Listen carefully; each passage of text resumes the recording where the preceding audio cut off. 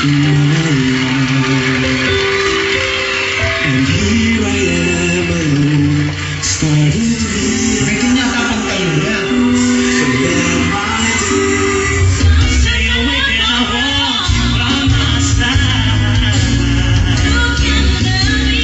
Stay awake and I want you by my side.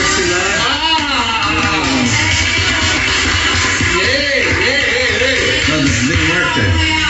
Obviously, they worked on it. Ilang minuto bago tawagin sa stage, si Bugoy hindi magandang pakiramdam. Ay, may alin. Alam mo yung bugoy. Saan, baby? Saan? Saan sabihin mo saan? Dinig na siya. Medyo may fever. Sige lang, Bugoy, raos mo to, ha? Opo. Raos mo lang to. Sunod na kayo in a few minutes, ha? Opo. Ano nangyari? Medyo sinsinat si Bugoy. Ay, Naku, saan bukas? It's undeniable that we should be together. It's unbelievable how I used to You're so short with Bugoy. Even if he has fever. Habang nagpe-perform sina Zell at Poy, nagdesisyon ang mentors kung sino ang kanilang ililigtas. We're not saving Yaki or Sen. Brothers save Sen. Let's say Zen. So, congratulations, Star Scholar of the Week, Laini!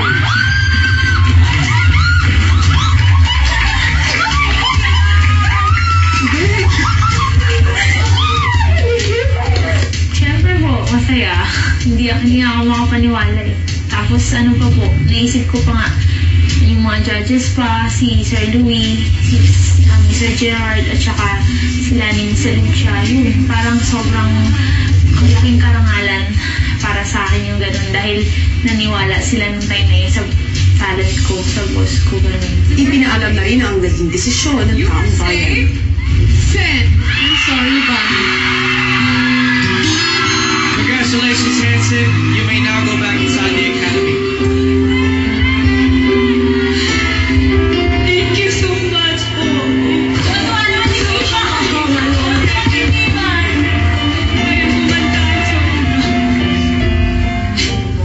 Sunod namang binigay ang bagong listahan ng bottom 4. Sen, Iñaki, Chris. Again. You may take your seat. Congratulations. You're saved. Sen.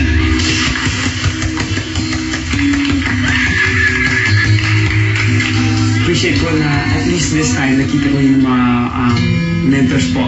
It really says a lot.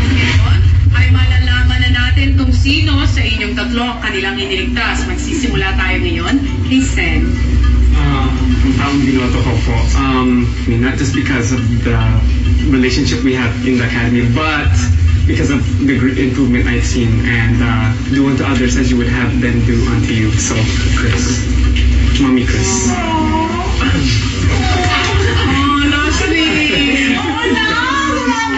Hindi. Oh, Bugoy.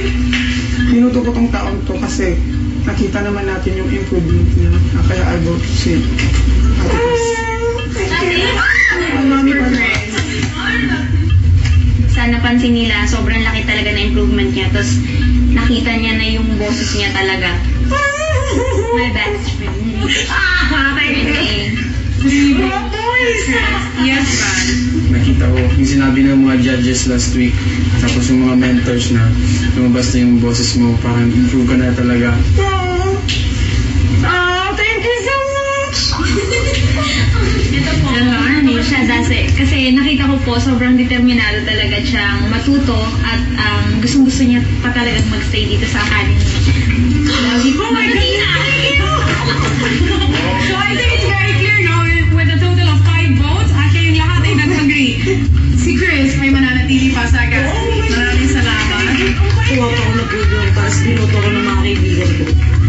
Napakasarap po ng feeling. I mean, kasi unang-unang pagpasok ko dito, hindi ko po in-expect na lahat magugustuhan ako.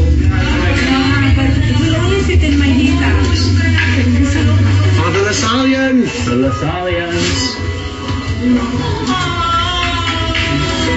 Actually, I had a vision na po kasi panaginipan ko na po na kami ni Miguel yung magiging Tapos, yun nga, ironically, ito po yung birthday week namin.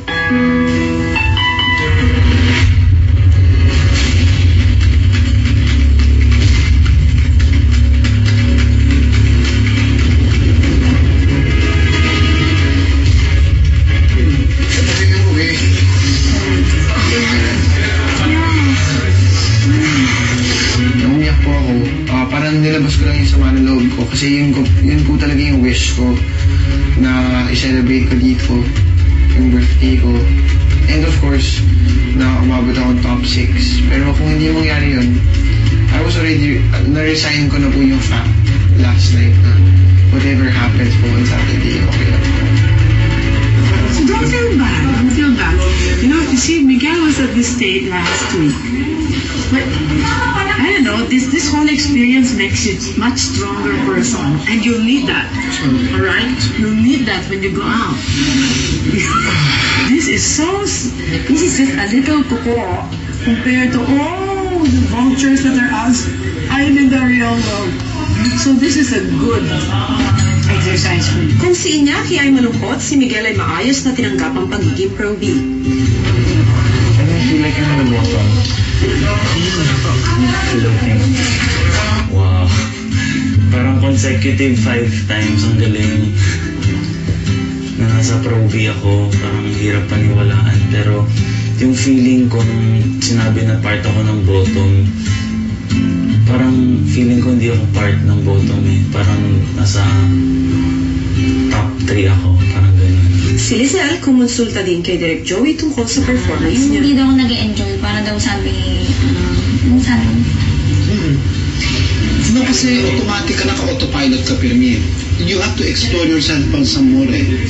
Mahirap itong trabaho ito kasi oras na maupo ka at sinabi mo na, ay ang galing ko na, ayun na umpisa ng pagbagsak mo. Dahil ang tao, ikli ang memory at ang loyalty. You must always keep on providing something. Ang feeling ko sa iyo is, giving safe ka nung una kasi, wow! But then if I keep wowing you for 10 weeks, di ba you have to wow some more? Nag-iisip ako, hindi ko alam kung sa sinabi nila. Kasi 2 beses na po ako nasabihan ng ng safe song. Bukod sa safe song, yung kinakanta ko, ang niya sa akin, parang consistent na daw ako dun. Hindi ko maintindihan kung anong consistent. Kung consistent po ang pagiging stiff ko ba o consistent lang yung pagbago ko dun sa song. Yun, dun po ako Okay, ito